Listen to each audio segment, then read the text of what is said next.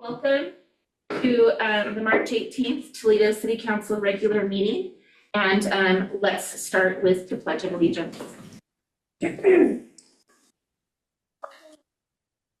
allegiance to the flag of the United States of America and to the republic for which it stands, one nation, under God, indivisible, with liberty and justice for all. Yay. and Mr. Johnson said we have some roll call. Yes, Mayor. Councilor Burns. Right here. Councilor Keating. Here. Councilor Kaufman. Here. Councilor Chambers. Here. Council President Sylvia. Yes, sir. And Madam Mayor Mix. Yes, I'm here.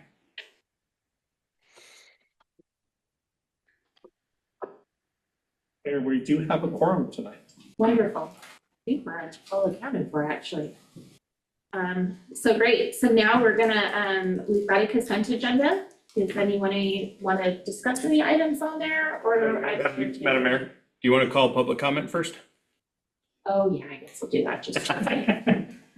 Backing up. Would anybody in the audience like to speak to anything not on the agenda? See nobody in the audience here.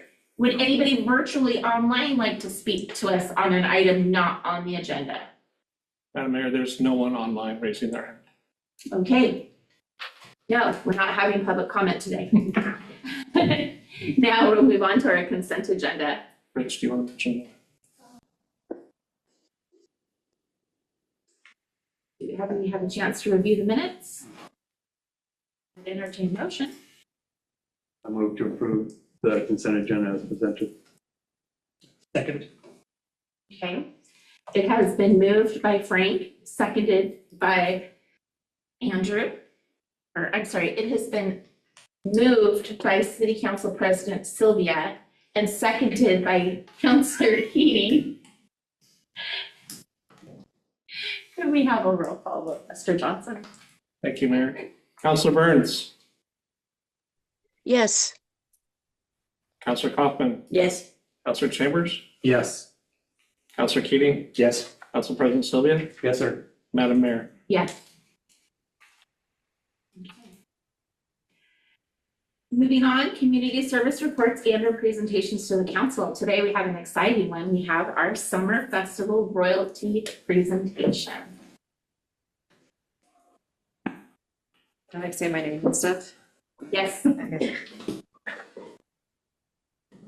Hi, I'm Shannon Herman, president of the Toledo Summer Festival Board. And we would probably like to present the 2026 Princess Court.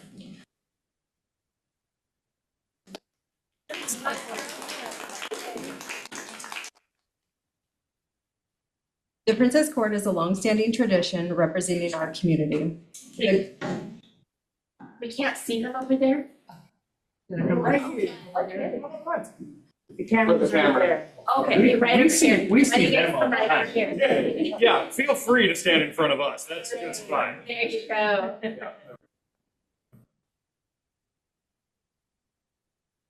So our Princess Court is a longstanding tradition representing our community. The court participates in fundraising events, gathers donations, and attends 6 different parades from May to July.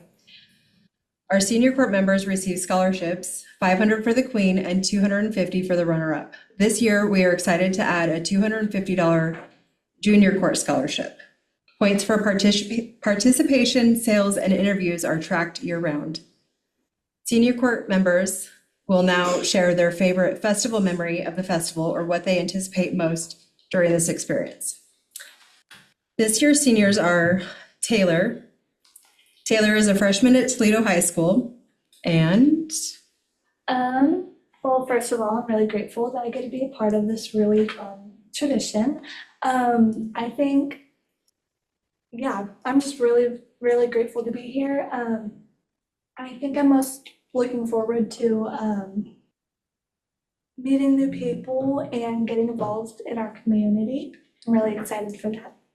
thank you. Up next is Ryan. Ryan is a junior at Toledo Junior Senior High School. For me, I know that when I first moved to Toledo when I was like 2 or 3 years old, I always remember coming to the festival, and so to be a part of the court as like a junior in high school it kind of just feels surreal to me. So I'm just very excited to be able to hang out with these awesome ladies and get to know everybody well this summer. Thank you. Our junior court members are going to tell us about their favorite ride. This year's juniors are Emily. What's your favorite ride, Emily?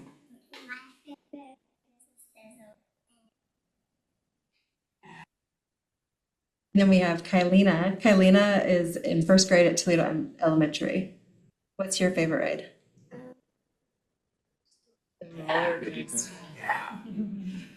We would like to thank your support of these ladies and for the festival. We look forward to seeing you at all of our upcoming events and in the field in July. Girls, don't run off. I need a picture.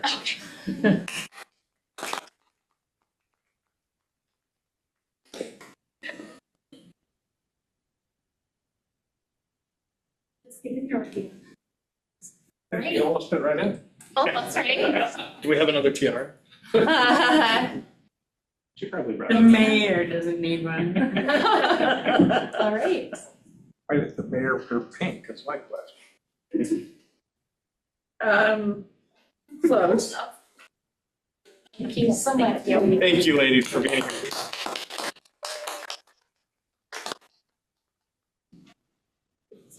And then also during our interview process, we do have what's called the mayor's question. So if you'd like to think of a question you would like our interviewers to ask the ladies.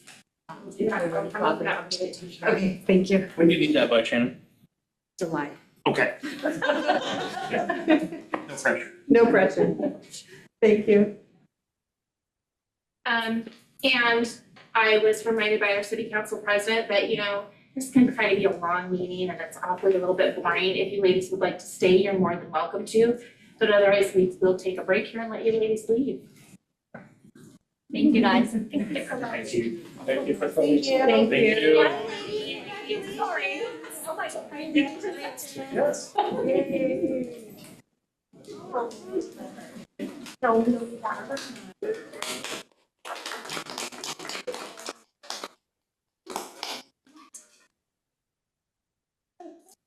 Hey, I think we've got our winner. All right, moving on to discussion items.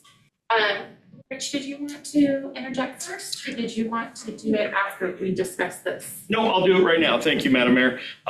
Council, just wanted to let councilors know there were two discussion items that did not get on the published agenda. So just wanted to announce that we're going to add two topics after 6A.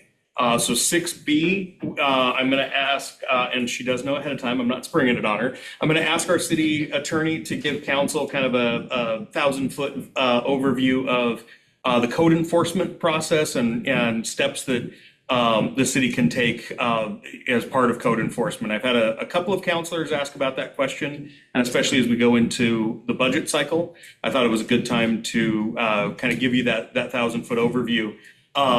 So code enforcement process will be item 6B. And then I have an update from the Economic Development Alliance of Lincoln County on art, oysters, and brew that I'd like to share with the council. So we'll be adding that as item 6C, art, oysters, and brew. Thank you, Madam Mayor. So our first discussion item, and I'm going to end up handing the gavel right back to Rich on this one, is the Oregon forestry property.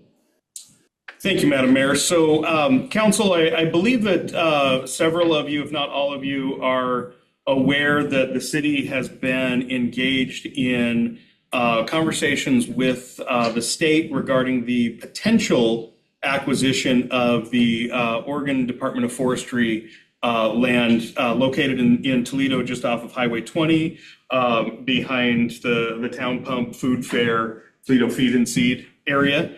So I have a brief update this evening on that process and where we're at. and would be looking for a little bit of potentially consensus this evening that may lead to some action at your April 1st meeting. So I'm going to share a couple of items up on the screen, but don't feel the need to get up. I'm going to describe everything as I present it, but don't hesitate to interject on questions. So first up, just to share the Google Earth imagery here, the parcel in question I'm outlining with the mouse at the moment, and it is showing up very good. So right here off of, as I mentioned, Highway 20 and Northwest Forestry Road. The land has some improvement structures on it. The state of Oregon has taken through Governor Kotek's office, has taken a strong stance that in looking at the sale dispensation of state land, that housing projects would be a primary focus. So, Councilor Keating, it's the brown piece just north of the bend in Highway 20. Little southeast of right there. There you go. That's the one right there. Oh, is it purple? It looked brown from back here. Very good.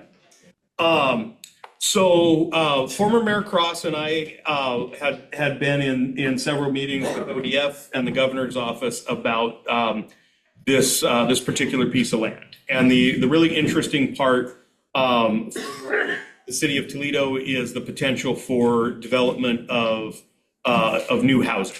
And what type of housing that will be will impact the funding mechanisms that I'm going to discuss in a moment. But it really would be up to the city what our desire and focus in that housing development would be. But again, there are some funding mechanisms that are only available to certain types of housing. I'll go over that in a moment. So wanted to give a lay of the land as I now go into some of the costing and kind of the consensus that I'm looking for from the council this evening. So I was provided by the Department of Forestry with the appraisal document that they commissioned last May. And this, making sure I'm sharing the correct one first. So this document here is that, excuse me for a second, I clicked the wrong thing on my screen. So this document here was prepared by Farewell Bend Real Estate Appraisals out of Bend. It was commissioned and completed on May 15th, 2025. So a matter of months ago, but still a relevant valuation for the property. So what I bring to the council this evening is what they have determined to be the value of the land. So first off, that value is $784,080. That's for the land as if it were completely clear, vacant, no improvements, ready for development.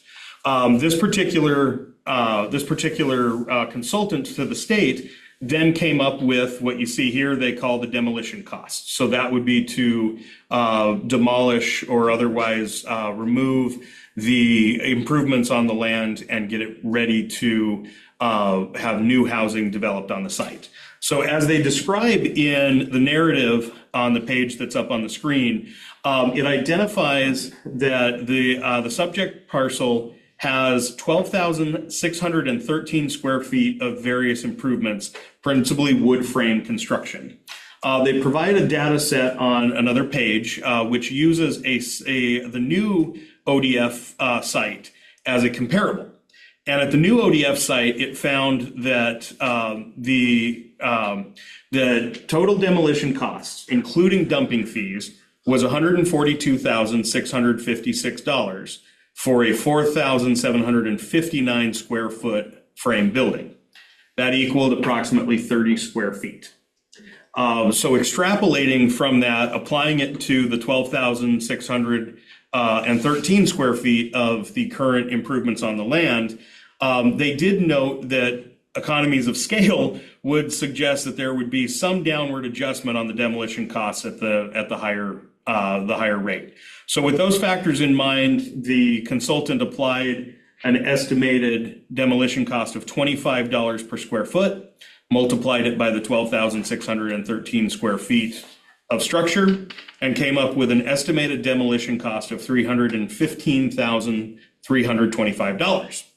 That cost, we as the city, if we were to choose to make an offer to acquire the land, we could deduct that cost, and our cash offer would be the difference. So what they came up with, they call the indicated value of $468,800. Now, ODF then provided a separate document with what I would describe as rather limited information. And I'll make sure I'm sharing the right thing here. So they provided this Word document here that shows the improvement value, which stayed the same over between 23, 24, and 25. The improvements, the land, and they came and their estimated property assessment and tax data. So they concurred with the value of the land, the $784,080. However, you'll see the second table here, and I'll blow it up a little bit. But what they show here is a difference of opinion on the demolition costs. So they show the $315,325 that I just described as provided by the consultant from Bend. Then they provide this note below. ODF requested and received a quote from a local contractor regarding the demolition of the buildings on the Toledo HQ property. The estimate listed in the appraisal is not accurate for the market in Toledo. I have requested the documentation from the local contractor from ODF. I got it shortly before the meeting, so I haven't had a chance to fully review it yet. But what you'll note in the table above is a pretty dramatic difference between the original consultant's estimate and the local contractor's estimate. That difference being almost $180,000. So the impact to the city would be that we have to determine which of these estimates, if either, or some other number that we would use as what we think is the reasonable demolition cost. Madam Mayor. When was that building built again? I don't have that information off the top of my head. I'll be happy to get it, but I don't have that handy. So one of the factors that we would need to take into consideration is along the lines of the question of its age is, do we want to demo? Number one. But number two, if that's the path that we choose to go, then we could deduct the cost of demolition from the offer that we provide the state. So in our case, the higher the demolition cost, the better for the city in terms of what cash outlay we would have on the property if we chose to pursue it. Although we're still paying for the demo. Correct. Right. Yeah. But in terms of, the demo could be done a number of years down the road when the land is gone through permitting and design and so forth. So you're correct. We would still be responsible for the demo, but we could not only plan for that in future budgets, but we could also pursue, and I'm going to talk about this in a minute, we could pursue funding from a state program that could help offset that cost. It was it was built in 1938. Thank you. The reason I asked that was something I brought up this morning is asbestos. Yeah, A lot of times they don't disclose that in sales. right. Now, that doesn't Right. mean that I don't know if they ever had it, didn't have it, who knows, but we would probably have to test for asbestos. And asbestos abatement being a big cost factor in demolition. What my big concern would be is if we accepted ODF's revised number and made an offer at the 650,000 rounded off number, and then we go to demo it and we find out, oh, wow, it really was closer to $315,000. Well, we've been not prudent in how we've expended city cash. So as I mentioned, I requested the document from ODF. I'll look forward to reviewing it to see if they factor in asbestos or other factors in their estimate. And I'll definitely get council some additional information when I plan to bring this back on April 1st. So what I'm sharing with the council this evening is it's a timeline and some potential ideas in terms of if your desire is to potentially go forward, how that might be funded. So first off, the state of Oregon uses the Public Land Advisory Committee to make recommendations to the governor's office in terms of dispensation of state-owned land. That board meets quarterly.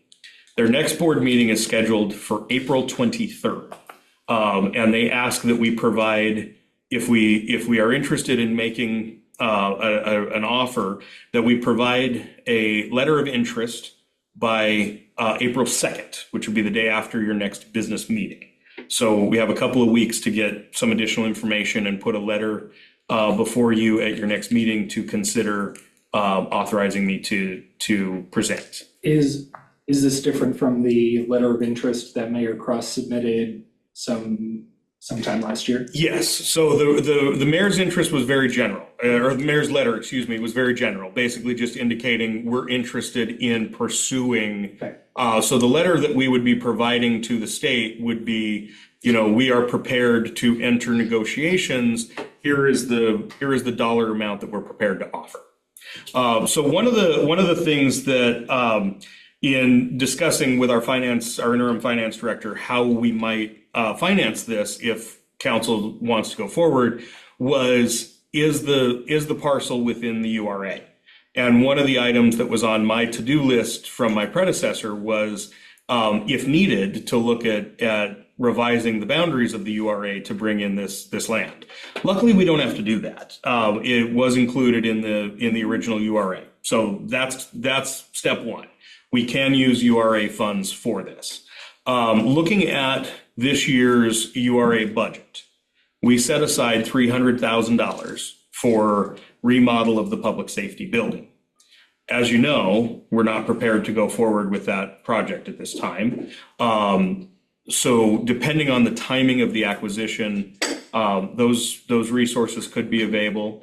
If the acquisition were to not close until after July 1st, we could plan for it in the next budget year. In addition to the $300,000 for public safety remodel, we also set aside this year $100,000 for public works I&I work within the URA. We also set aside $50,000 for the small business loan program, which, as you know, so far in this budget year, we've only had 2 applicants. So I provide those numbers to council to kind of show that if we wanted to plan for an acquisition, let me go back for a moment. We forecasted $500,000 in URA tax revenue this year, and that's how some of it was broken down. So I share all of that with you to say that depending on what number we land on as a potential cash offer, we have within the budget resources of the city. If we were to acknowledge, you know what, we don't need to set aside another $300,000 for public safety remodel until we're actually ready to go forward with that project. And if we, decided as potentially as a city priority that we didn't need to do I&I work in the URA, and we're going to get a good amount of it done this year. So if we decided in the next budget year we don't need to set aside I&I money, we have a good portion of the purchase price that could be budgeted for this proposal. So we should probably consult with the Urban Renewal Agency Board, right? Absolutely. Yep. And the budget committee during that. Make sure the board of directors is on board with this. Absolutely. But this is one potential avenue of funding. So what my initial recommendation would be, if council is interested in potentially going forward with the purchase or making an offer, is I would like to identify who the ODF's local contractor is, and depending on their how they calculated their dollar amount, I would like to potentially bring in a third contractor. And Jeff Chatterton from our Public Works Department has given me the 2 companies he knows of that we could, local companies that we could hopefully get in on that timeline. and find out from a third party, just because of that $180,000 gulf. I'd really love a third number to say, is one of these more reasonable than the other? Because if we're to go to the state, if we're to go to or, put an offer letter together for the plaque and say we're picking 315 rather than 134, or, and I'm just pulling a number out of the air, we've identified 250,000 because we brought in this third company. We need to be able to back up what number we utilize. And the main reason for that is that I was informed during the meetings that we've had with the state on this, that if the plaque were to recommend sale of the property at more than 10% below the market value, then there are additional steps and hurdles that we would have to go through.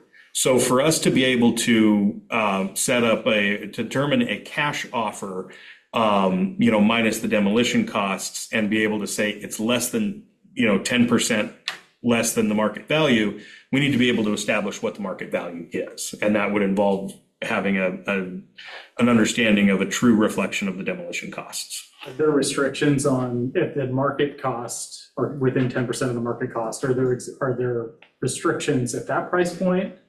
Like, do we have to use the property for a specific purpose or state goal, or is it at our discretion in that? So the state's goal is to use for state land, currently held state land, to be used for housing projects.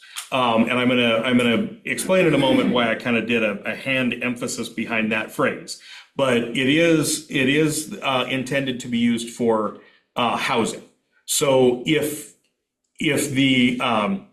an entity were to make an offer, either private or public entity, with an intent to use the land for something other than housing, it would have to go to auction. For the city of Toledo, if we were to pursue the project, we would have to identify that we intend to use it for housing. And that's what basically allows us to make a direct offer rather than participate in an auction. And then is it deed restricted at that point, or? Yes.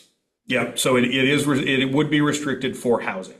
Now, the reason I did the emphasis a moment ago is that one of the options that we could pursue as the city, if we were to acquire the land in order to address the demolition, there's a state program, and it's the Moderate Income Revolving Loan, MIRAL. And this is a program that was set up by the state during the 2024 legislative session. And it allocated $75 million in state general fund resources to the Housing Project Revolving Loan Fund. And what these monies are earmarked for is for the MIRAL program. I'm reading from the state website.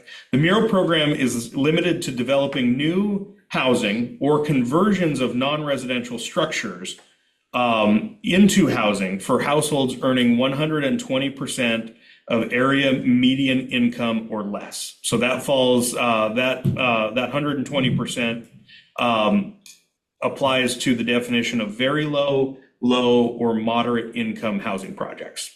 So to your question, Councilor Chambers, it would be deed restricted to a housing project. The city would be able to determine what type of housing it wants, whether it wants to pursue housing that falls into those definitions, or if it wants to go for market rate housing. If we were to pursue market rate housing rather than income restricted housing, that would make us ineligible for MIRAL. And back to Councilor Keating's point, we would be responsible as the city to figure out how we're going to pay for the demolition or the remodel of the current structure. So that would be up to council to determine exactly what type of project you want to pursue in the future, but we would have to indicate to the state that our offer includes a plan for housing development. So I am looking for feedback from the council this evening on, do you want to continue down the path toward potential acquisition?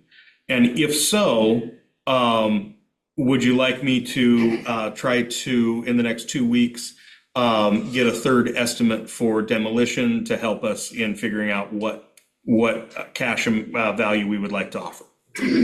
So I'm probably gonna be the bad guy here, but That's fine with me, okay. I have heard from so many people that the acquisition of that public safety building, Mhm. they were pissed off because the city manager at the time lied and said, we have a plan, we have a plan, we have a plan. Years later, it's still sitting there with no real plan. Yep. How can we justify going and doing that again? And I know about construction, the costs for asbestos abatement is unreal. Yep.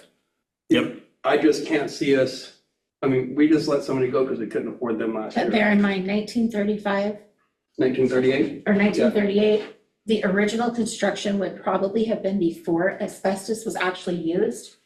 No? No, John? They were using it way back then? Yeah, they put it in their coffee. They put it where? Put it in their coffee. I don't see this financially Some of it's still. smart for the city. I just don't, it would be wonderful to have more housing, but I don't see it financially smart. And that's my view. I jump in there. You go ahead and jump in and I'll talk after that. It's your meeting. You pick the order. You're the order. All right. So I certainly share some of his concerns. I like, and even to expand on them a little bit, this site has constraints that I don't think we've fully thought through. The access road is not even a single city lane. It's over the top of a private easement that I'm not sure we've fully explored in terms of what our rights would even be to get access to the site. I think sometimes government has to have like the ability to show restraint when maybe it's not the right solution. And it feels like we're trying to figure out how to shoehorn ourselves into facilitating something positive happening there. I'm not sure, like, in total fairness, that like we stand a better chance of being that positive outcome than if things are left to the private market in this case. I think more broadly, at some point, it'd be interesting to like a retreat type discussion on our housing goals in general, but a number of us were at the Lincoln County Economic Summit last week and looking at some of the income and housing data that they presented, even within jurisdiction to jurisdiction across the county.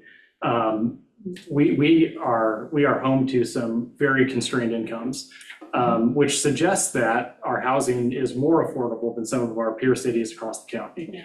And I think when you look at some of the literature around, you know, what makes a community flourish, it's sort of a mix of that, right? A mix of housing availability at different price points and different incomes. And we are, like, I think to be candid, we're out of balance right now. When you look at that data. And so when I think about taking our really precious urban renewal resources that we could be using to invest in the community in other ways and lining those up into a project that I have a bunch of concerns with the feasibility of it even ever getting to that point, I just don't think this is the place for us to insert ourselves. So, Andrew, did you want to speak to this? Yeah, Go ahead. I'm going to echo a lot of this. And Eric, so following last year's economic summit, I had a conversation, speaking of the data across the county and in Toledo, I had a conversation with the gentleman who presented on employment data in particular. And one of the things that I presented to council last spring was ultimately that when you say, you know, things are a little bit different and off balance in Toledo, unemployment in our county is a couple of ticks higher than the rest of the state. Toledo, it's almost double.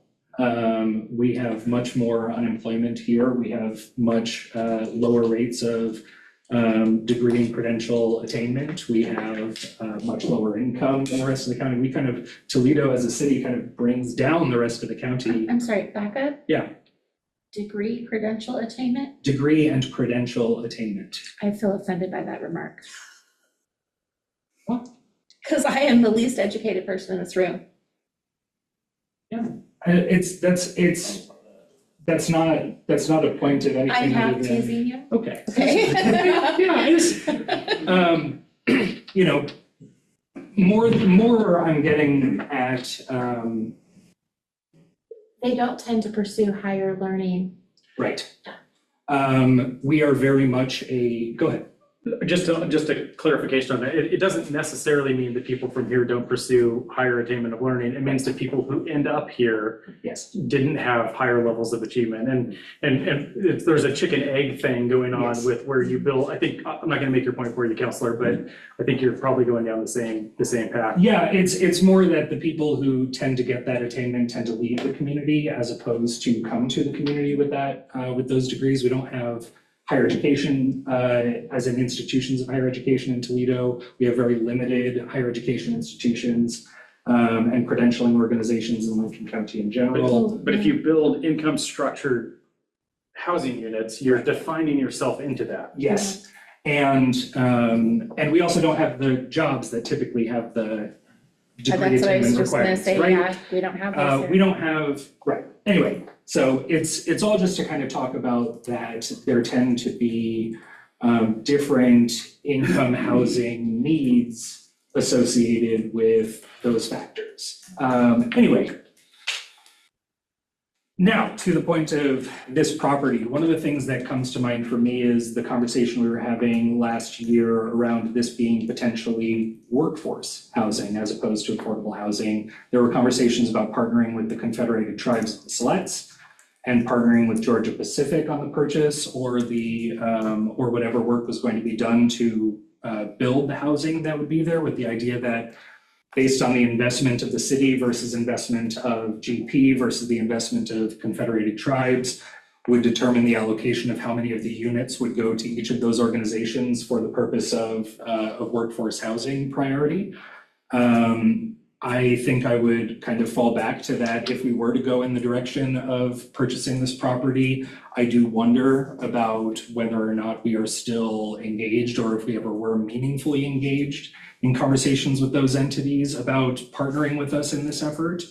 But I think that I will dial back all the way to say I think I'm agreeing with Eric and with Councilor Chambers and Council President Sylvia. One of the things that I've heard a little bit coming out of this legislative session where our public safety building was not approved for funding is Toledo has built a reputation of not following through on large projects that require significant amounts of funding, particularly from the state. And that's not just the city of Toledo, it's things that are just housed here. They see the unfinished work with our pool district, they see the unfinished work with improvements to the port, and the reputation of Toledo for its unfinished projects it's hurting us. I don't love the idea of us buying a huge piece of land or buying a piece of land with a huge project, huge investment that has no end date in sight, that has no kind of certainty as to what we're going to do with it. We have enough of those in our city right now. And we've got to get those figured out if we want to start getting some of that credibility and start being a community that our state legislature wants to invest in, as opposed to thinking that we might be a risky investment with state dollars. I have a quick question. Sure. Is the church up there considered part of, That is now a main residence, and I don't think that's part of the property. It is not part of the property. that's it's correct. private property? Yes. Okay. Jackie Burns, would you like to speak to this matter?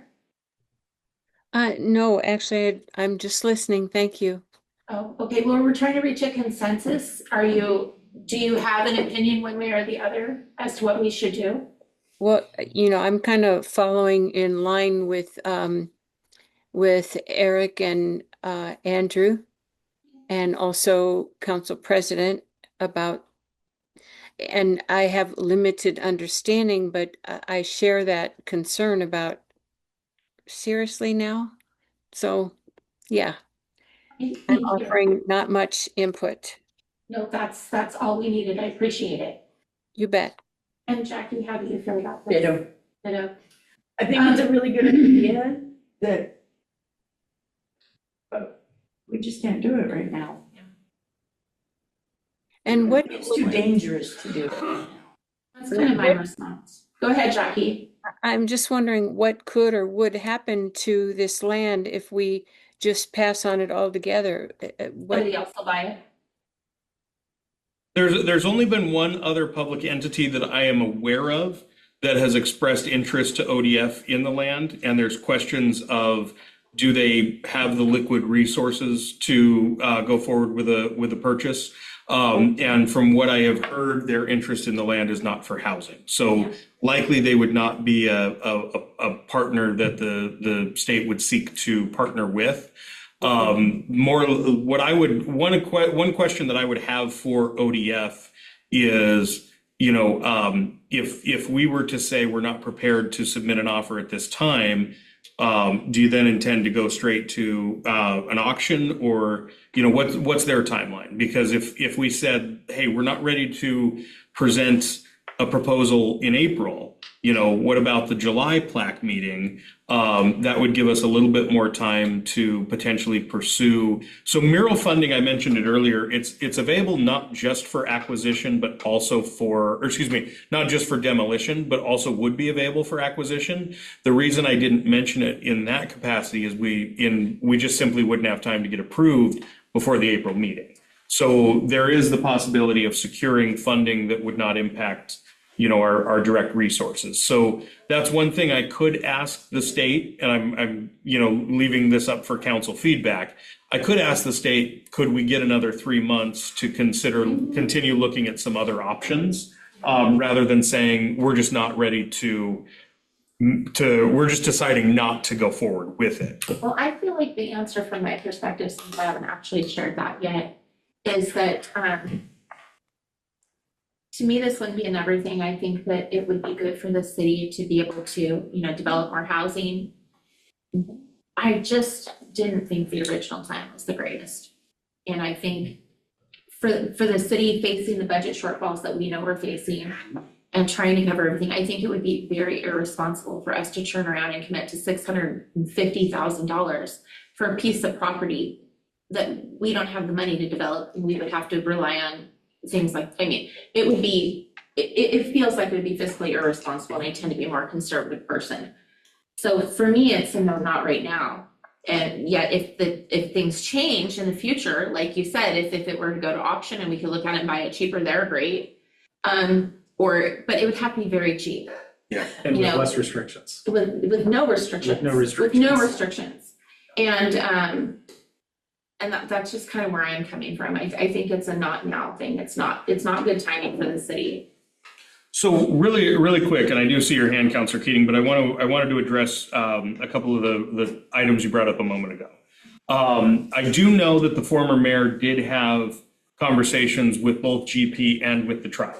I have not had a chance yet to speak with the tribe, but one piece of feedback that I did get from GP is, yes, it's a project that we're interested in, but we need a lot more information. We need to know what the units are going to look like, how big they're going to be, how many would we, being GP in this case, have priority for. One of the things that we learned from discussions with a nonprofit housing developer that's been in some of the meetings that I've been in is a nonprofit housing developer cannot enter into, I believe the term that they used is a master lease with a for-profit agency. And what a master lease would do is say, okay, you ABC company, you have the master lease to these 5, 6, however many units, and you choose the tenants. And so if we're using GP as an example, so if they had that, they moved in an employee, that employee moves out, they get transferred to another GP facility, then GP still would have that lease and could then move in their next employee. Well, they can't enter into that type of arrangement with GP because they're a nonprofit. Now, if Koch Industries has a 501c3 arm under their overall corporation and the 501c3 wants to sign that, that's a different story. But there are some of these complications that there has not been a full formal commitment from another agency. So I do understand and certainly see where you as council are feeling like maybe this isn't quite fully baked yet, for lack of a better term. The other side of the coin that I wanted to draw some attention to is our lack of buildable land, right? And that, right? Because I think what I would like, what I hope my fellow councilors will join in on is I would like to see if we can get 3 more months to contemplate this. I would be very happy to spend some time kind of exploring some of the opportunities that might be out there for potential funding of something like this. I have to imagine that there could be federal and philanthropic grants that might be out there to help with housing in rural areas. I think it might be worth, I know we don't have a grant writer on staff. So that we might not have somebody who's kind of dedicated to We know tracking. somebody.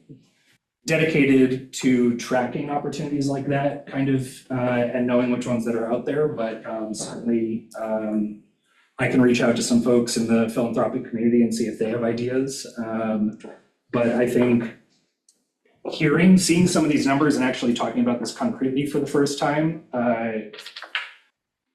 I would love more than just a couple of weeks, right? To kind of demonstrate our interest. So if we can get until June, I would be very happy to dedicate some time to perhaps pursuing or at least kind of getting a sense of what the field of funding opportunities might be that might be able to help us to secure the land with a sort of kick the can down the road until we actually have the funding and a plan in place. If there's a way for us to purchase it with the intention of using it without taking a big chunk of dollars out of our funds.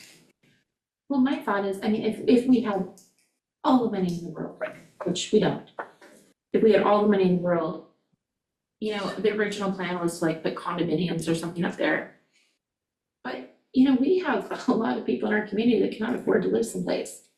It would be a prime location in many ways to put some affordable housing up there.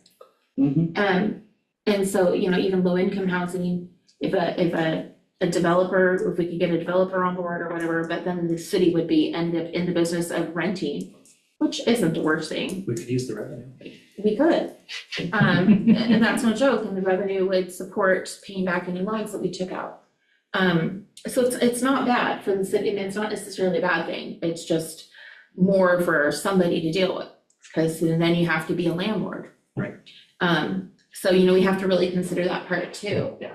If we're gonna start building housing complexes in the city in the business of renting them out, we're gonna need a full-time dedicated person to take care of those housing complexes. And Eric's like, nope. I never wanted to be a landlord, and I don't want the city of Toledo to be a landlord. Okay, give me a reason why. I mean, I think we need to stick with the things we're good at. You know, we've provided safety services for a long time and done a pretty good job of that. We've provided pretty good roads, painting stripes notwithstanding. At times, you provide park services. I think you start to venture into trying to build private-public partnerships and own and lease housing and do means qualifications. And I don't even really like the thought of it from a public services perspective, but things that we do in terms of having to provide the services, like I agree with you, we need housing. I think we might have a little bit of error between us on what type of housing we need to be in balance. If Rich came to us and said a developer came who's acquired the forestry property and wants to work a deal with the city to get a new neighborhood built up on top of the forestry property, and what the developer needs is some public street improvements and some infrastructure improvements to facilitate development, I would be here saying we have to do this. We have to do this. We should do this. This is our piece to make that happen. I just don't think we can beat the private market.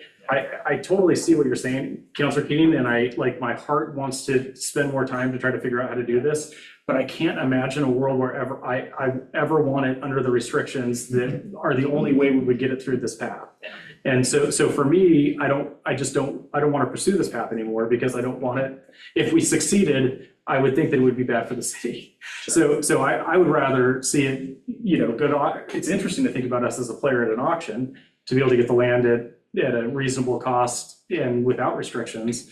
or to see where it goes at auction and then see if we can work a partnership with whoever stands it falls into. Yeah.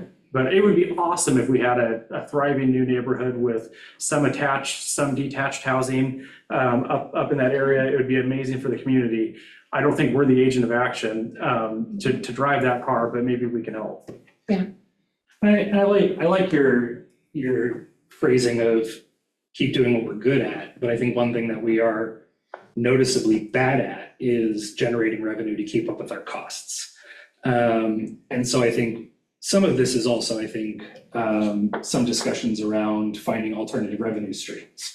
That if we aren't able to significantly generate more revenue through property tax because we don't have enough buildable land to put more property and we have all these other factors that are not really helping our property values, what are some of those revenue streams? And so maybe and I totally recognize that this is probably only less than a year that we've even been entertaining the idea of breaking the we don't want to be landlords type of stance. I think I'm more, I think, trying to emphasize a willingness to at least explore that opportunity if that helps alleviate some of the dramatic budget shortfalls that we kind of keep facing every year. I don't think revenue off of income restricted housing is going to be our goal here. It's not at all. You don't think so? I have to side with Eric on this. I really see this as a bad idea. We are so financially strapped right now, and even if we got it all donated, we still got to put all that money into the infrastructure and crap, and we have a hard enough time keeping our streets good. Look at First Street, all the trouble we had that for a year. The extra time is all good and well, but unless they plan on giving it to us free and paying for all the demo, I don't see the city being able to afford it. City Manager Keitner, I would like your opinion. I don't think that there's any downside in asking if we could have 3 more months. I don't think there's any downside in looking at, potentially applying for mural funding. We have had a couple of developers, nonprofit developers that have expressed interest in being a development partner.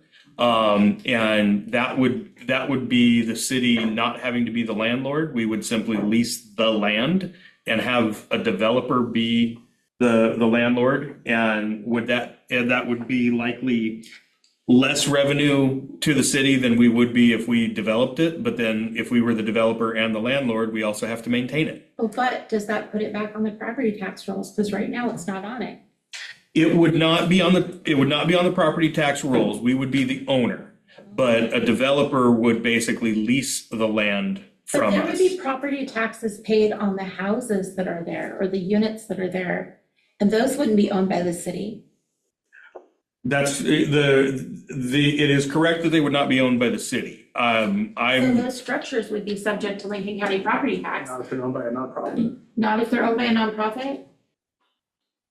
This is like it seems like the thing that we're afraid of might be the best scenario, which is that it gets bought by a person who who has private capital and wants to build something. No, that's not my worst concern, but we keep going. But that's why I'm I don't respectfully, and I totally, and I appreciate the eagerness to try to solve a problem. Like housing access is a problem in our community, and it is good for us to eagerly try to solve that problem. Yeah. But I think there might be an opportunity here for property to actually go into private hands. Yeah. And for the city to be a partner potentially down the road with trying to facilitate something, because every road, for me, my problem, and again, just speaking for myself, but every road leads to either A, this is weighty and complicated for the city, or B, this is driving us further to imbalance. And both of those are in the opposite direction of my goal. So that's why I appreciate that. I tend to agree that continuing to wrestle with a Rubik's Cube for a few months, it's hard to set something down. Again, just my perspective, I'm ready to set this one down. And I'll follow whichever path, is council's consensus. To your question, for my opinion, Madam Mayor, My opinion is honestly, this is going to sound like I'm equivocating. I'm fine either way. I'm absolutely fine continuing to pursue some options if the ODF wants to give the extra 3 months.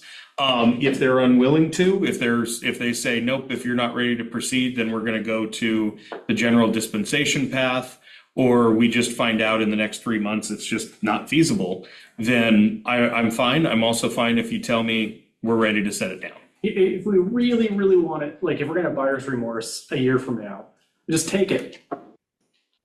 Like, we have eminent domain authority, we can take property, we can pay market value for it. Like, I mean, if we have a purpose for this, like, and our concern is that we're gonna lose our one-time opportunity, like, we're not even gonna lose that. My kids think I'm mean. I mean, that's what I think. I understand I just don't. Just take You're it. trying to take the toys and the sandbox. I just think, like, if we really want it, if our concern is that this is our one time that we're ever gonna be able to buy it for something around market rate, Right. we can buy it anytime we want around market rate. But I think my thought would be that tomorrow I will notify ODF that for sure we're not going to be submitting an offer on April 1st. And then I'm willing to ask the questions of where does that leave us? You know, do we even have an opportunity for for another 3 months, or are you guys just ready to move on? So I think I'll start with that, and I'll give you an update on April 1st. And if there's a difference of change of consensus, I'll give you the information and let me know if there's any difference of consensus at that point. Is that acceptable? I think that's acceptable. All right, very good. Thank you all. Thank you. Oh, don't run away. I'm not going anywhere. All right, the next one, as I mentioned, council adding to the discussion section is code enforcement, and I'm just going to turn to the screen and invite your city manager I'm the city manager. I'm going to invite your city attorney to give an update on this topic. Savani?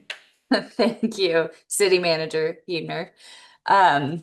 Okay, so I am going to be presenting kind of a high-level discussion of one specific code enforcement issue, but through that we'll talk about generally the code enforcement process. So diving right in through the efforts of the City Code Enforcement Officer Ron Bush and the other members of the code enforcement team, and that includes Chief Pace, Deputy Chief Robeson, Arlene Inukai, who's our planning tech, our contract planner, Justin Peterson, city manager, and myself. The code enforcement team has identified several unoccupied properties throughout the city that are in need of serious remediation. And these are, I think, primarily residential properties that have been abandoned. There are derelict buildings and dangerous structures on them. There's, in some cases, abandoned vehicles, excessive vegetation, and other nuisances.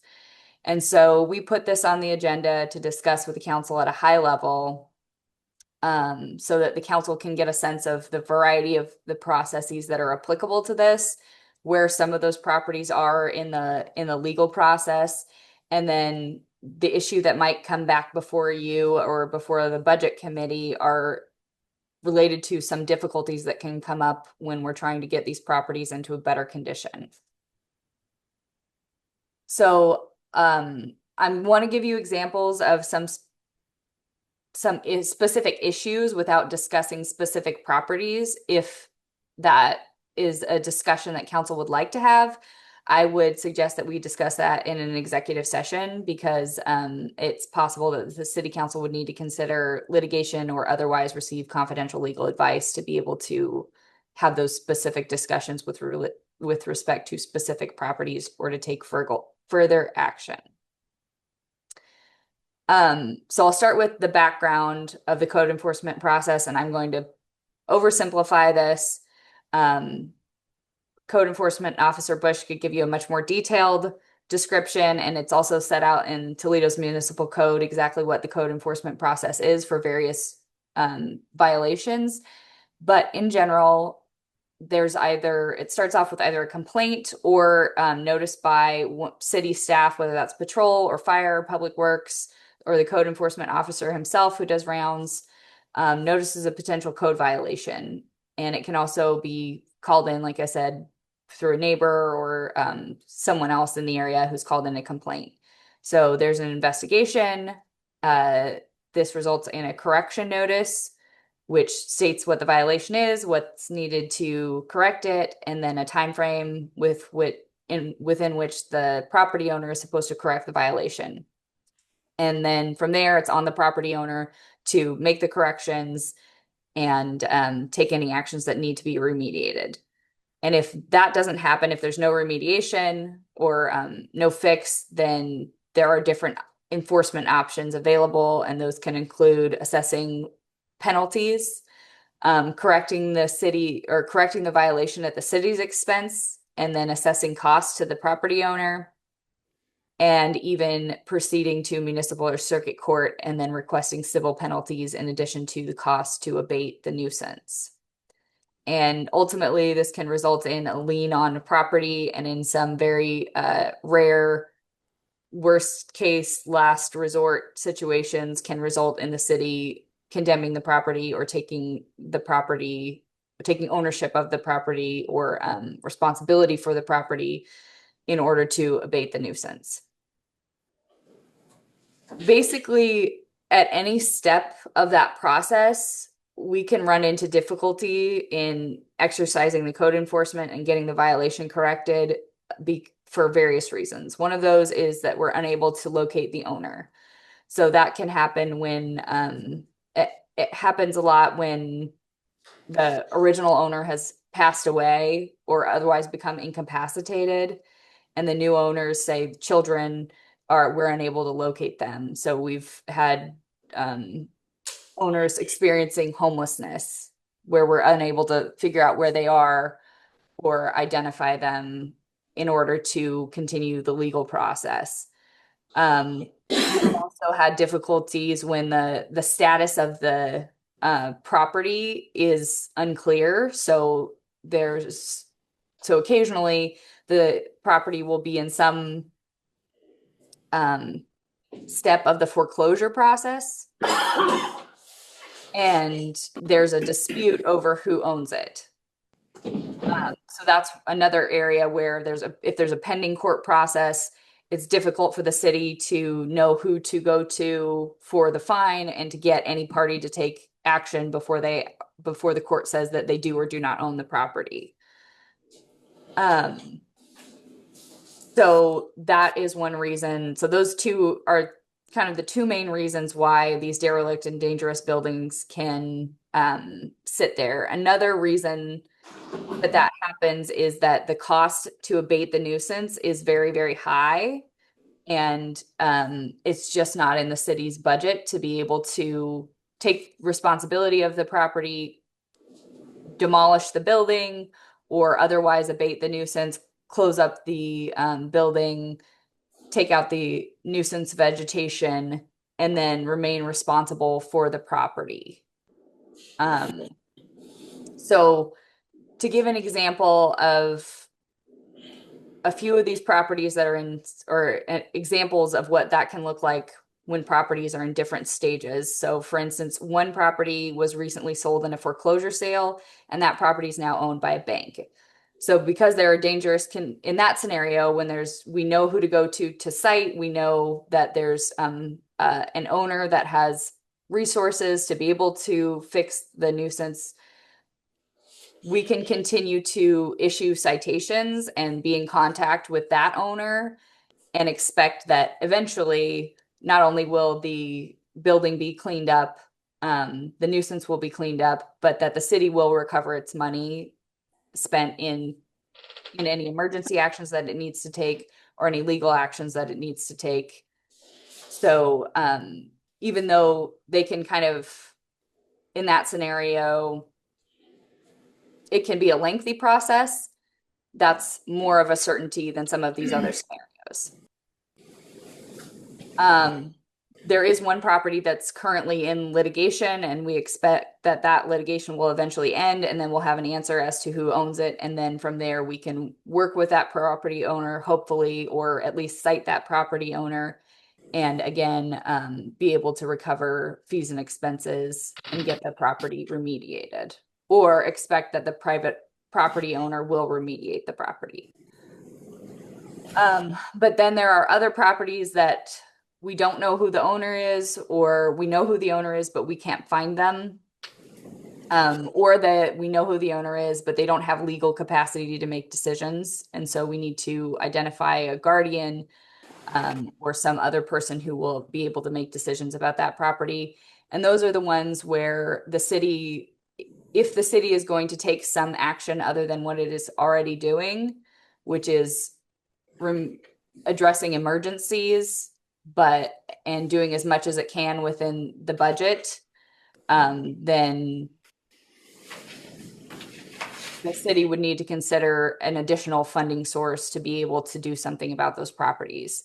And examples of why that may be, why the city might want to do that are that these properties can be an attractive nuisance, so they can be a place where squatters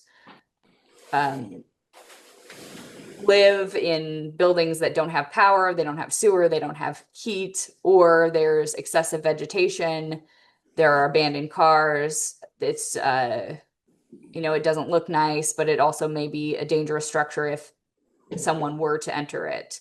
They can also be a fire hazard. So things like the structure hasn't been kept up so that it would withstand a fire, or could withstand a fire if one were to happen. And then again, with things like vegetation, that can add to the fire risk. So what code enforcement team is currently doing is looking to see which properties and what nuisances it can abate in the budget that it already has. And then kind of prioritizing properties based on the condition of them, so that we could come up with a plan that if there was funding to address these issues, or additional funding to address these issues, this would be the order in which we could do it. And here's the ballpark estimate of a cost.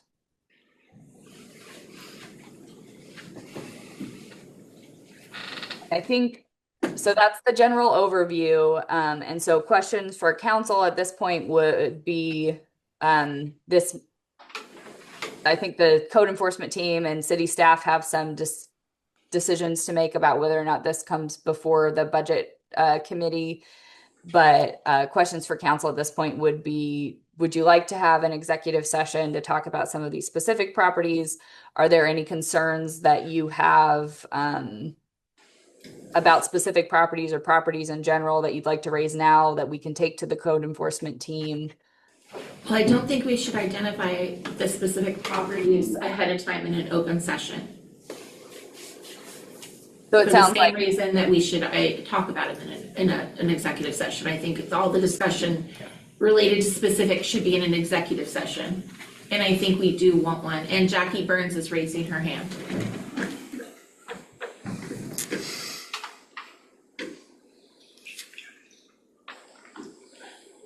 Well, Sorry, I couldn't unmute. So basically, you gave several different categories for these houses. And do you have any idea how many are in each category? And how many total houses altogether? So I think at this point we have more than 10 properties that are either unoccupied and in some sort of and have a nuisance on the property. So that could be a dangerous structure, or it could be excessive vegetation. They're all in different conditions. So for instance, there's one property that has vegetation on it, excessive vegetation on it, and it could be considered an attractive nuisance. The remediation for that property would probably be to board it up and address the vegetation. There are other properties where the remediation would likely be a complete demolition of the existing structure. And then there are other properties where there's there's a vehicle on the property that is a nuisance, or that it could potentially be used as a dwelling that isn't supposed to be used as a dwelling. So there are various categories. I think there are at least two that I know of that are sort of in the litigation process, so that we would expect eventually that there would be someone else to be able to deal with it or pay for any action that the city would take. And then, but that's definitely a question that I can bring to the executive session, is more detailed information on each of these properties. And counselors, just for your info, one of the reasons we're bringing this up now, in addition to having had a couple of questions, thrown my way about this, is as we're going into the budget cycle, the budget for 25-26 included $25,000 for abatement. So that $25,000 might be able to address the property that the city attorney mentioned, that the issue is the property would need to be boarded up and vegetation addressed. That would not cover demolition of even one structure. So as we're going into the budget process, this is something I wanted to have on council's radar of, if you want to set a priority of going forward with code enforcement, then that needs to be, something that we identify as a budget priority as well. Madam Mayor? I have a question. Can we use URA funds for any of this? That's a question that I think Savani and I can do some. Savani, unless you have an immediate answer to that question, my thought would be that we could bring that answer to the executive session, because I don't know, to be honest with you, off the top of my head. And I'd have to imagine that the property would have to fall within the district. Yeah. Correct. And to answer that question would provide more specificity to the properties we're talking about. Also correct, yeah. But Savani, do you know off top of your, do you know the answer off top of your head? I'm just putting it as a yes or no. So this is something generally that urban renewal funds can be used for, but it would have to meet the conditions of the plan and be in the area. So some additional considerations. But I think that's a great question. I think you're hunting at the right acorn there. I am. Yeah. Can we do the executive on our next meeting? Can we do it after the next meeting? I probably can't make it to next week's. Not the open house, April 1st. April 1st. Oh, yeah. I absolutely, we can do that. We'll schedule it for after the regular meeting, just in consideration of everybody's work schedule, but we'll go ahead and put that on the schedule for April 1st. Okay. And it's no joke, right? No joke. I'm gonna explain why during my city manager report, but just so council knows, I'm gonna be remote for that meeting, but I'll be fully participating. So we're good. Is that when you're in Alaska? Yes, it is. Fishing with Stu. What's that? No, he's fine. Any other questions for council on code enforcement before our executive session on it? Yeah. Very good. Thank you. Thank you, Savani. All right, council, the last item that I added, I think I'll be brief on, had a follow-up conversation with EDALC since their presentation to council a couple of meetings ago. Obviously, council is still, going to be grappling with the larger question of Art Toledo itself, but it sounded like there was strong interest by the council in having an Art Oysters and Brew event this year. So I asked Executive Director Paul, Skydema. thank you very much. I always like to respect that, Skydema, to provide me a budget breakdown of kind of what they anticipate for an Art Oysters and Brew budget. I'll give you the specific items, a couple of other items that he listed for consideration, and then the total. So he mentioned matching funds for bands. He put $2,000 on that, but also said that if there's opportunity for more, the more money, the better the music. He also mentioned $1,500 approximately plus additional needed supplies for the murals. He indicated about $1,250 for marketing and advertising. about $50 for water bottles for volunteers and vendors. And also mentioned Chalk the Walk winners gift cards. If we do Chalk the Walk, that's about $415. Other things that he mentioned but didn't put a specific dollar amount on would be security if it's a multi-day event, funds for porta potties and a wash stand. And then he indicated that there's often some donated consideration for public works staff helping do setup and so forth, as well as Dahl generally donates trash and recycling services. So the total of the items that he specified would be about $5,215. And then, as I mentioned, there's thoughts in relation to security expenses if it's an overnight event. And the porta potties and wash stands. I do have some good news to share, and Judy would probably kick me under the table if she was sitting next to me. But in council's budget this year, SIP tax revenues were projected at $450,000. We got notice from the county today that we're receiving $580,000. Now, don't get super excited because your administrative cost center with the cost of recruitment, relocation for myself, severance for the former city manager. There were some unexpected expenditures in there that cost center is over budget. So the additional revenues that we are going to be recognizing, and Judy is anticipating a budget adjustment for council on your April 15th meeting.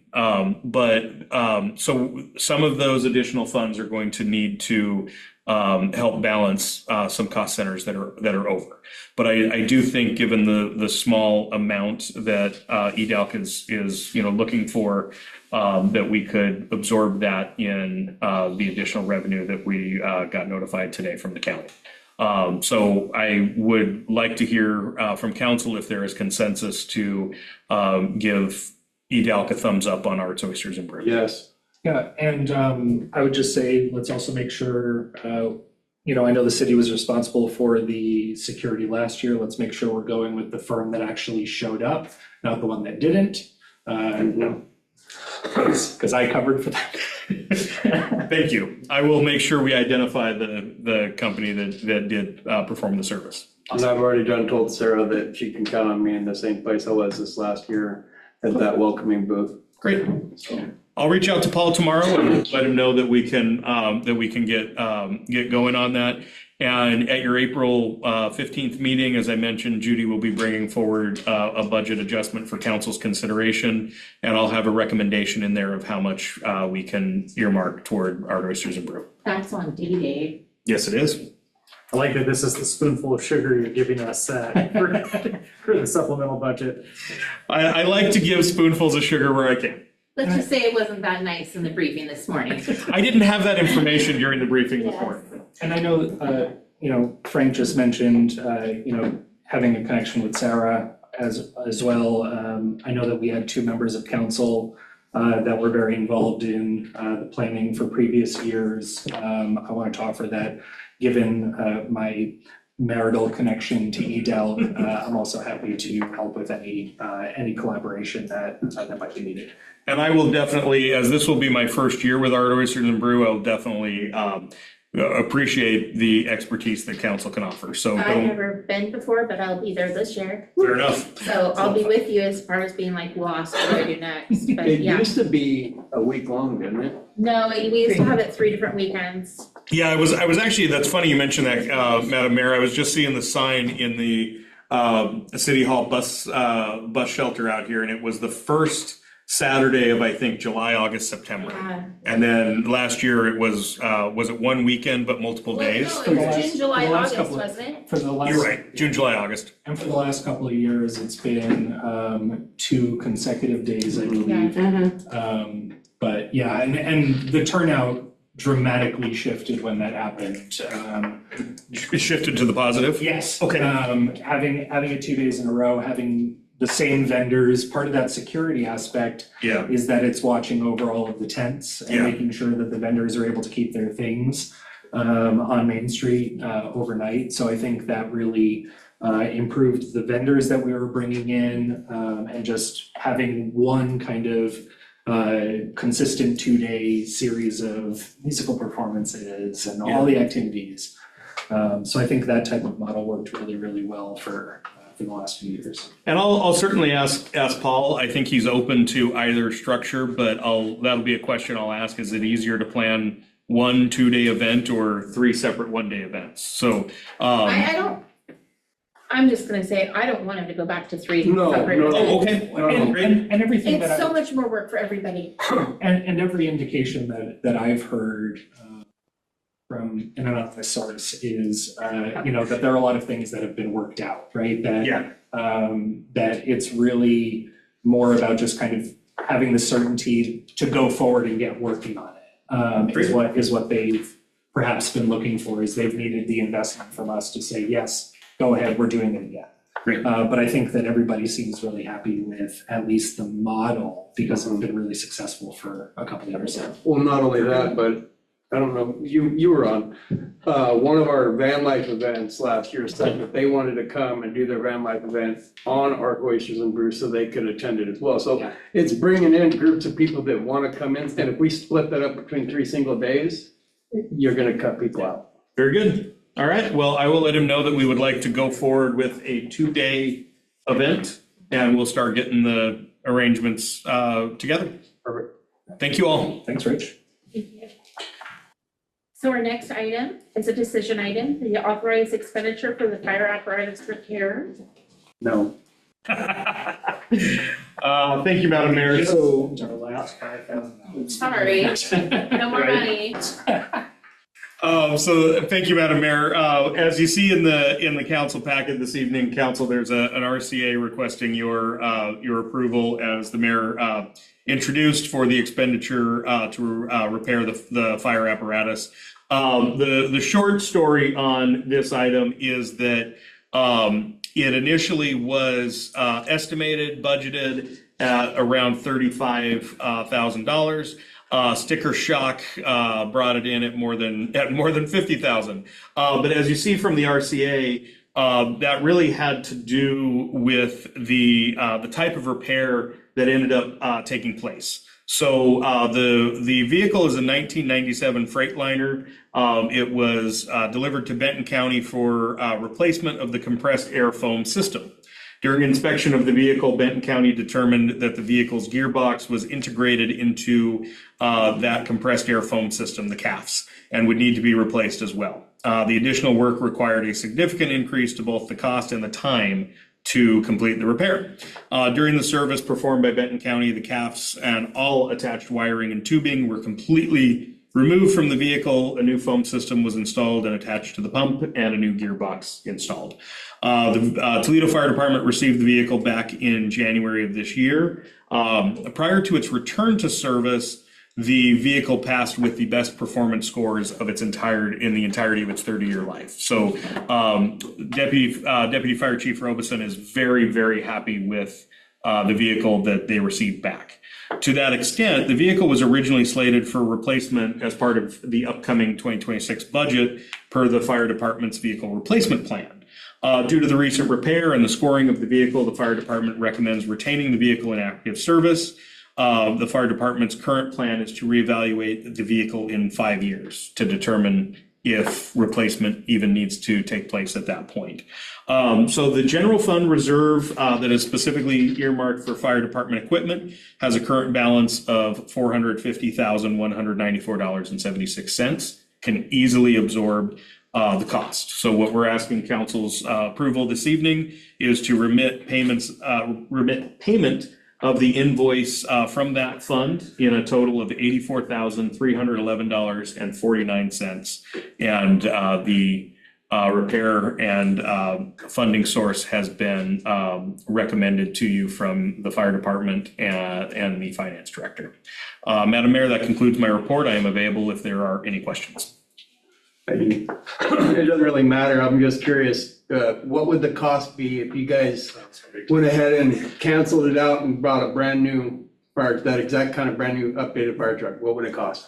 If we're gonna buy brand new of equal to that And truck, have it, yeah. of excess of $600,000. Yeah, so I think it's a non-question on, That's what the replacement would have Yeah, cost if we yeah, did and it. it's everybody at the department, it was kind of a prototype, I guess, when they originally bought it. But everybody really likes that particular engine, and now it's been refurbished, so it actually has a 20-year lifespan now. Nice. So it's very expensive, the process was very cumbersome, but in the end, it's good value for what we got. It sounds like we got a sticker shock on the repair, but the flip side of it was it's saving us a lot of money in the long run. Yeah. We kept thinking it was gonna be 50, 60,000. The 85,000 was a bit of a reach. But as you remember, the council approved that 50,000. Just want to say, you have fingerprints all over this. Touche, sir. Any other questions, council? I would entertain a motion. I move to approve the expenditure of $84,311.49 to Benton County from the General Reserve Fund, Fire Department equipment for the repair of the Toledo Fire Department 1997 Freightliner fire apparatus. Second that. It has been moved by Council President Sylvia and seconded by Councilor Keating. We have a roll call vote, Mr. Johnson. Yes, Madam Mayor. Councilor Burns, Yes. Councilor Kaufman, Yes. Councilor Chambers, Yes. Councilor Keating, Yes. Councilor Sylvia, Yes, sr. Madam Mayor. Sure, why not? For the record, that was yes. We got my translator here, so. Okay, well, now that we're past that, we have in our packets, reports from the police department, the fire department, library, all of our wonderful department heads, gave us their reports. There are a couple of our department heads that are not necessarily with us today. One of them, a couple of them might be online. So if you have any questions on it, does anybody have any questions on any of the reports or want any clarifications? No? Yeah, I thought they were pretty self-explanatory. Excellently prepared as always. Yes. So I think we will, unless any of the department heads wanted to say anything. Mr. Johnson. Yeah, I do have an addition to my report. Yeah. Text my gov, Yes. text service will be live 1st of April. Thanks. We are sending a little flyer in this next utility bill, so people will know the database is uploaded, the widget is on the website. I technically could send the initial text out saying, hey, if you're interested, opt in, but I'm gonna wait for the first, I already got make one. sure everything's ready. Did you? I got one. You got one? Mm-hmm. Oh, maybe they already sent it out. But I haven't had anyone sign in showing that they've opted in. I don't know if I. didn't. I did. So to pop up on the website. The widget's there. Yeah, the waiting second. Also with our agenda meeting management program, where we're gonna be changing how we do the agenda, that will be live the 1st of May. Okay. Yeah, don't change everything all at once on me. Take some time to get used to these things. Madam Mayor, before we exit report this evening, I'll share just a couple of things from the city manager's office. As I'm sure you've seen from Mr. Johnson's very diligent emails, the SEI filing period opened this past Sunday. You have, oh, I'm so sorry. I didn't hear the ping. Councilor Burns. I just have a question for Mr. Johnson. I'm confused when I get two sets of agendas and how come I do? If I go to the website and I look at the agendas, for the meeting tonight, there was two sets of agendas, two packets. Correct, Counselor. The reason why is that we amended both the agenda, and with that amendment, we have to amend the packet. So that is for historical purposes to show that what the original was, what the changes turned out to be. And you will always find that like on the ones that you saw today, there was the original and then there was a revised version of it. If it goes into where we have multiple versions, for whatever reason, I will indicate that the different versions and the highest number of versions will be the one that will probably be the one we work with in the meeting. So then would I read them from left to right as the first one is on the left, the second one's on the right? She read my mind.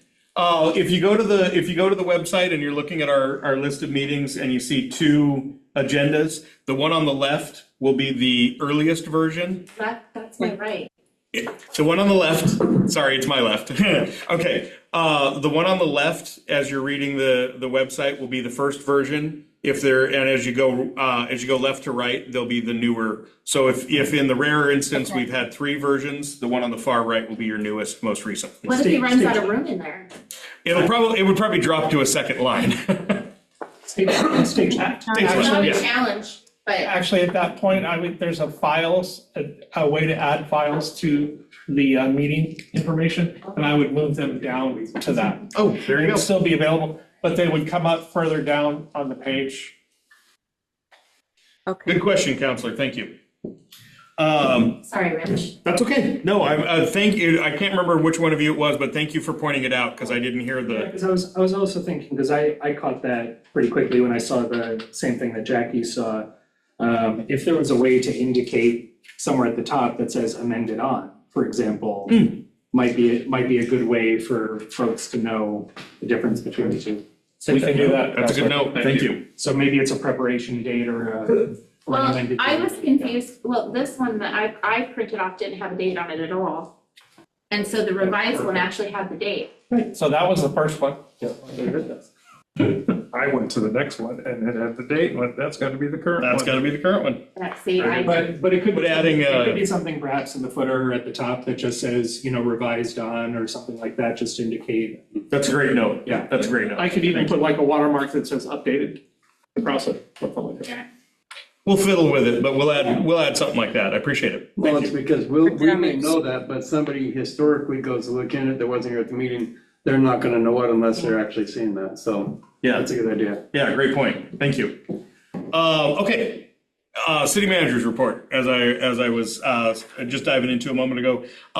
SEI filings open on Sunday. You have 30 days to complete them. Please make sure that you do. I completed mine today. It was very quick.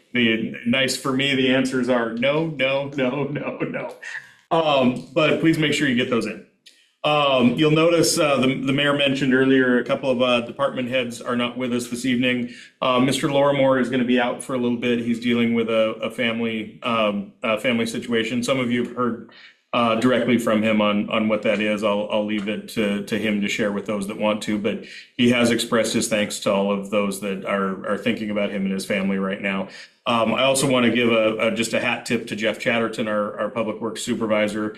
I did not ask him to be here tonight. He is helping fill in the leadership in the Public Works Department, and he's got enough on his plate right now, but I just wanted to acknowledge that he is stepping up. He joined Judy and Cindy and I this afternoon for the Public Works Department budget meeting, and he's really stepping up to help cover, and we appreciate it. That leads a little bit into my next point, that I've been having meetings this week with the department heads, the preliminary meetings on looking at budgets from each of the departments. We are looking forward to starting the budget process next month. And that also leads into my last point. I'll be back in time for the budget. I've mentioned to a few of you, I don't know if I've mentioned to everyone, I am moving residences. I'm only going about 3 miles away, but boy, let me tell you, I about gave Cindy a heart attack when I asked her, oh, did I tell you I'm moving? A large scale project is starting on the unit the building in which the unit I've been living in. And it's going to go on for a while, and it's going to be disruptive. So luckily, I was able to work with my property management company and find a different unit to move into. So I'm moving this Saturday, and I need to be fully out of the unit by the end of the month. So I'm going to take next Thursday and Friday off to finish up, make sure everything is completed there. And then the following week, Monday morning, I'll be flying up to Sitka, Alaska. The mayor mentioned earlier, I'm attending the Northwest Regional City Management Conference. So I'll be online, but just physically out of the office Monday through next Thursday of the following week. So Thursday, Friday. T-shirts? I'm sorry. T-shirts? T-shirts. So out of the office Thursday, Friday next week, and Monday through Thursday of the following week, I am going to be reachable. I'll be back in the office Friday the 3rd. So we'll be back in time to start the budget process. Just wanted to let council know that while I'll be physically gone, I am reachable. So, Madam Mayor, that is the city manager's report for the evening. Thank you. And okay, so now do we want to go to the city council issue tracker? I know it's here. I saw it. It is in the packet this evening. As I mentioned at the last meeting, I gave it a good update. But if council has any issues they would like to add, or if you identified any further additional updates that need to be done, please let me know. Well, I for one appreciate you going through it because my OCD was going nuts with all these things, not saying they were done, and I knew they were done. So was mine when I really looked at it. Oh, I have a question. Yes, ma'am. When are we interviewing the city council seat applicant on April 1st? Yes, we are. Okay. Thank you for the reminder on that. Oh, one more quick item on the city manager's report. Speaking of recent interviews, I am thrilled to announce that the city has offered and had accepted the position of finance director. We offered the position to Mindy Suter. She currently works as a finance manager for the Siletz Tribe. So she's got good experience in government budgeting and accounting, and she is local to the community. She'll be starting with the city her first full day on April 1st. She came in on Tuesday of this week. I guess that was just yesterday. Filled out all of her onboarding paperwork, and she's joining as many of the budget meetings as her work schedule allows. So she is starting to get her feet wet with us. Her first full day in the office, as I mentioned, will be April 1st. So very excited to announce that we have a finance director coming on board. Judy has very graciously offered to stay on board with us through the budget process, have a little bit of crossover with our new finance director, and make sure we get through that process. And I thank her for her diligent and continued service. We're looking forward to meeting her. So I do have one other question. Yes, sir. On the thing with Brian, Memorial Field bathroom completion, do we have an estimated time as to when that rebuild will be done? I don't know that we have a specific date yet, but it has been very strongly conveyed to the contractor that it is expected to be done in time for Summerfest. That's where I was going with I it. figured it was, yes. So the timeline, as I mentioned, I don't know that we have the specific date, but they have been informed that it needs to be done in time for that event, and that there'll be contractual penalties if it's not. Perfect. So I have another question for you. Yes, ma'am. I'm looking at the future agenda items list. I Okay. have. And the one that was supposed to be on today's, and just tell me if we already did this and I'm going brain dead. That is okay. I bet we didn't. Resolution acknowledging OJT revenues and assigning said funds to the administration to travel and training cost center. I like to remind the council every once in a while that your city manager isn't perfect. Even though outward presentation sometimes leads otherwise. Judy very graciously reminded me that unlike a couple of months ago when you transferred funds that had already been budgeted, because these are new revenues, they have to be adopted as part of an actual budget update. So I put that on there, and then Judy very graciously reminded me, A for effort, but you're a step ahead. So no, we did not do that. The reason I mentioned I like to remind you that I'm not perfect is I forgot to take it off the agenda tracker before it got published. So that will be included as part of the budget adjustment that we are planning for April 15th. Okay. I'm gonna make a note so I have that. Very good. All right. So that's that for that, I think, unless somebody else has any questions on this. Yeah. Okay. So moving on to council comments. Councilor Burns. Nothing tonight, thank you. Thank you. Jackie Cochran? Sir Cochran, do you have any comments for tonight? Public awareness announcement. Yes. There's been a lot of phone scams going on. And people need to realize that if the FBI, the Treasury Department, the police, sheriff, whoever, they're gonna show up in person. They are not gonna contact you by phone. They will not ask you to transfer money to some weird account. And they don't want gift cards. Oh, no. But they will sure try and get your bank account information again.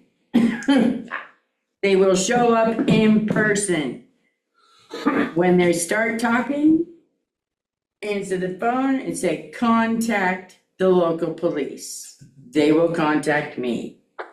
Click. Yeah, thank you. Thank you. Again.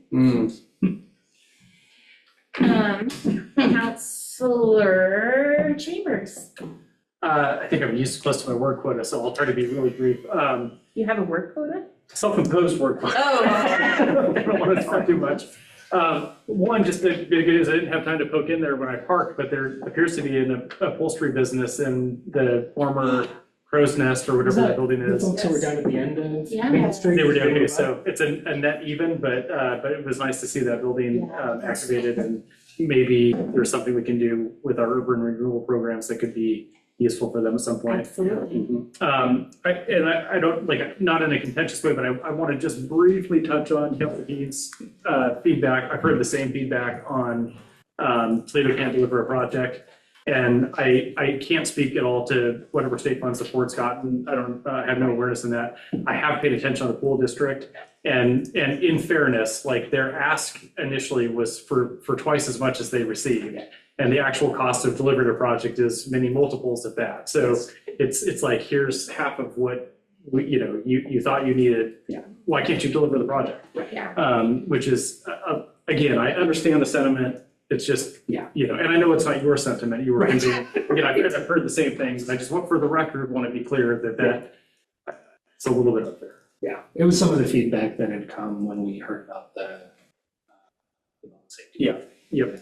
And then the last thing I wanted to mention, and I don't know if the chief is online. Yes. Yes, okay. And I don't want to name the name of this business, and everybody's probably seen it, but there's like a scuttlebutt in the interwebs about like a skimming thing going on at a local business where people are using their debit or credit card, and they're seeing that the charge is twice as much as what the actual purchase price was. And I try, it's like, these are like anecdotes, and so you're kind of like, oh, you should probably handle this yourself.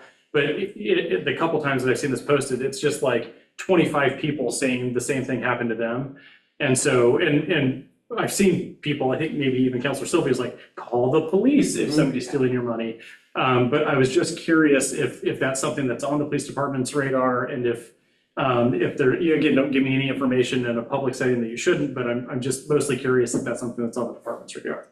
This is an active investigation that Detective Shinholster is investigating. Okay, so thank you. Good. Thank you, Mike. That's all I've got. Okay, Counselor Keating. You don't have a word limit, so go ahead. We know that. Certainly not self-imposed. That's good.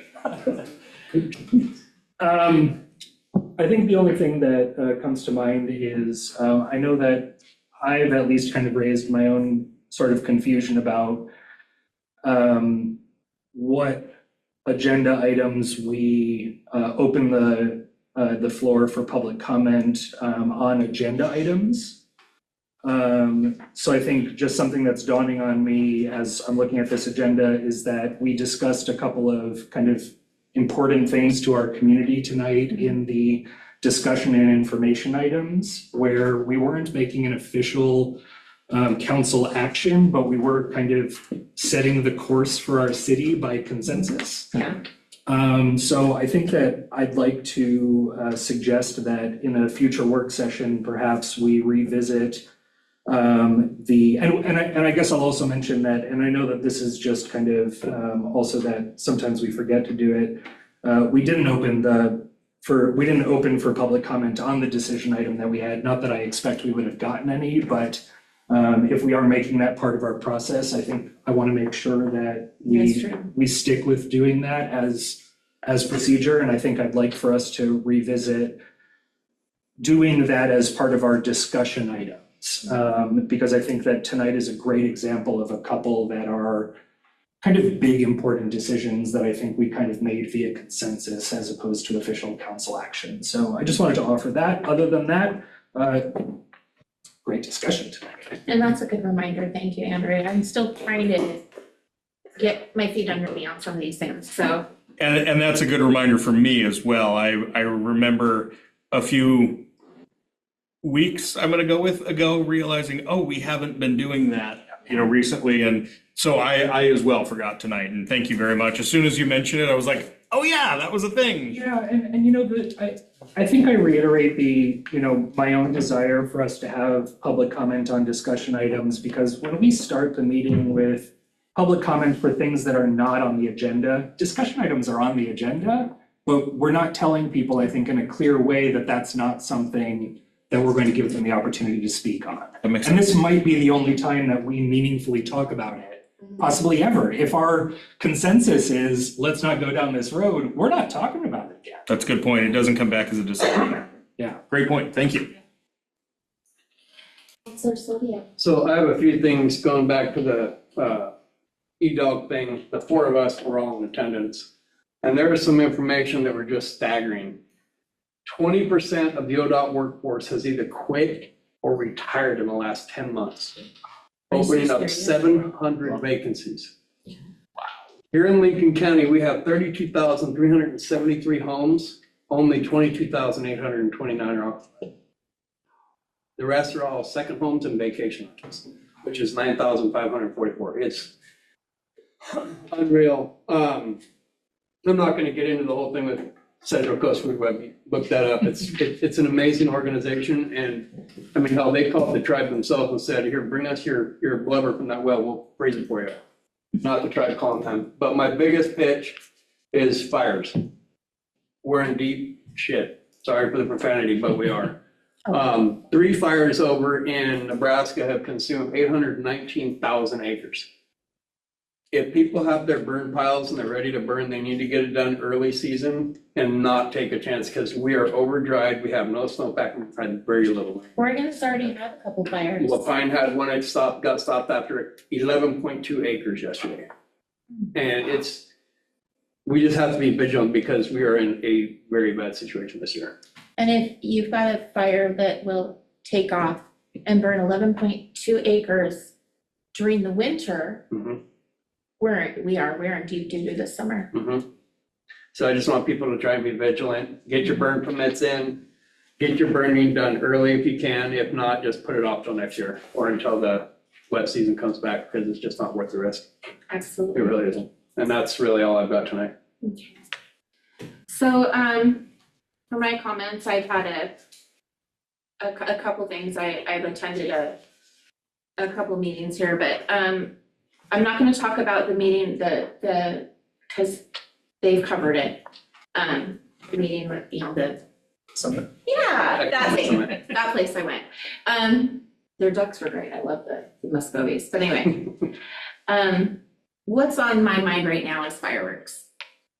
And, I think we're gonna have a lot of people coming to Toledo to let off fireworks. And I think it's fantastic, but I think we need to have a plan. I think it would be good if we could somehow figure out between now and July 4th, a safe location that they could go and let those fire. I mean, I think it would be phenomenal. I mean, I think we couldn't do it that weekend because Summerfest is the very next weekend. They're already setting up usually. But wouldn't it be amazing if we could get Summerfest moved to, not this year, but next year, have Summerfest moved to August or later in July, maybe just a couple weeks later in July, and have a 4th of July celebration in Toledo where everybody can come and let off their fireworks. We'll have food trucks, we'll have face painting, we'll have fun things for the family to do, and just a good time for all. Because we have held on to that little piece of Americana where the rest of the county is being very conservative in their fire protection. And it's not that we're not concerned about fires. We're more concerned about them out of town than in town. And yes, go ahead. I was talking with just about you. Is there a monopoly per se for fireworks stands, can another company come in and ask for a business license to sell fireworks? And can we tell them no because of it being our Summerfest fundraiser? That is a question that the city attorney is working on for me. That was a question I asked her, was can we limit the number of business licenses for fireworks? And she is diligently working on getting us the guidelines that we can or cannot implement on that question. So we're. Ordinance or? What's that? Does it have to be an ordinance or something along those lines? That's one of the things she'll let me know. So she's working on it. Then thank you, Savani. I know that's on your radar. Business license. Well, it is, and so Business. that's, but as we are, we have actively, I guess, put ourselves in the position of being the one town that is open for business on going up to July 4th. I mean, we have to be prepared for that consideration. I think the more we look into this, the better. And one of the things is we want people to come to Toledo. Yep. Yeah. I mean, this is too good of an opportunity for us to pass up. We want him coming to Toledo. We want him walking around Main Street. We want him going to our business center. We want to get the storefronts on Main Street filled. So this is possibly just one more opportunity to get people to know our little town. So, so for me, that's kind of where I'm hoping we can go with that. The other thing is I had a discussion with Gomberg at my mayor's meeting, and he let it be known that he and I need to have a discussion about the direction that we go in to try to get that funding for our police building. So it is not off of his radar. It is very, very much on the top of his list. And gonna sit back, analyze what we did right, what we did wrong. I'm sure Rich is gonna be in on that conversation. And so we're just trying to get those things crossed. So we're not dropping the ball, we're just carrying it to where we can maybe accomplish it. And that's probably the only other thing that I wanted to share. So we kind of already hit on the future agenda items, and unless you have anything else, Rich, you wanted to add. I don't have anything further this evening. We will get an update on the issue tracker for the agenda item tracker for your next meeting. You'll notice it's a little bit bare at the moment as we go into April. That's going to be the real start of the budget season. We'll still bring business as needed, but we want to be respectful of the budget process as well. But I'll have an update for you at your next meeting. Workshop next Wednesday night. Spoke with Deputy Fire Chief Robeson today, and he will be attending the event and able to provide the expertise of the fire department to the discussion. So does one of us need to bring fireworks for a demonstration? Most of those for a demonstration. This is for the town hall next week. This is for the town hall. It's going to be at the fire. At the fire station. Yep. If I can make it, I'll be there late. I'll ask the deputy chief that question. I want to do some fireworks. One thing I did forget is there's going to be an assembly at the Toledo High School on April 3rd for the domestic violence awareness, where we're going to offer the artwork to the kids. And Frank's going to be speaking. Nope, Great. the mayor mix is already going to be out in the middle. Everybody else? Is that like the Ohio State? Yeah. We got junior mayor in the back. Anybody that wants to show up, please do, but if you're going to show up, we need to do a notice of quorum. Why don't we go ahead and just do a Right. possible, if you would, Paul? I'd be happy to do that. And I just have a comment. Madam Mayor, Toledo Fest does not take custody of Memorial Field till the 5th. So the 4th is open. The question is, how much stuff would there be there for them to? No, they Clean up won't, the they next can't day. pull in. If you pull anything. No, I know, but I'm saying if people are using the field shooting off fireworks, how much debris and cleanup would need to be done before they take possession the next day? That's true. Just I mean, letting- we'd have to be ready to do a major cleanup that night. In Yeah. order for them to cool it, so I guess if that's something that we wanted to take on as a council and have that available space and advertise it to the public, we're also gonna have to be willing to do cleanup duty. And we're also going to have a fire department there. 'Cause that's I don't think that's gonna be too hard. Contractor. Hire a contractor to do the cleanup. Or Volunteers. I'll talk about somebody else. I was gonna say, conflict of interest. Yeah. Anybody but you, huh, honey? Okay. No, I mean, we're just gonna be picking up fireworks and garbage. I mean, it's not gonna be the end of the world. Go get some of those little sticker thingies and, yes, Jackie? Could possibly get the kids at the homie house to do. Ooh. That's an idea. Yeah. Brilliant. What time are they allowed to take possession of the field on the 5th? Do you know the time of the That has not been determined. I'm sure it's as they start pulling in. Yeah, we'll reach out to them. Yeah. So I mean, but do we even wanna do that? It's a possibility. I mean, it's, And this was part of the idea when we were having, the idea that I had a couple weeks ago about just like creating a safe space that, you know, we're kind of encouraging Yeah. people to come and make it a little bit more of a community event. Yeah. Can potentially increase the safety or at least prevent people from feeling like, Yeah. do it in places where it's uncovered. But Yeah, well, you're not gonna get in Yeah. trouble here in Toledo. Come visit us. Yeah.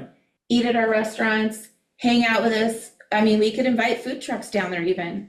I don't know who, but when we lived in Washington, over in the Clarkston area, the schools would open up the school parking lot for everybody to come in and plot out their fireworks in the grass, the parking lot and everything, because it was safe. And there's nothing that could really get caught on fire with those fireworks, John, when they're on buildings. I was gonna say, yeah, there's a building. yeah, but that's where you keep the appropriate fireworks. I mean, we're not Here we doing don't bottle have those. rockets. No, Yeah. we're fine. Yeah. So anyway, so let's keep that in mind and come to our, you know, maybe the April 1st meeting with some ideas. And I'll see if I can drum up some fireworks. Sounds good. Okay. And with that, I think that we are adjourned.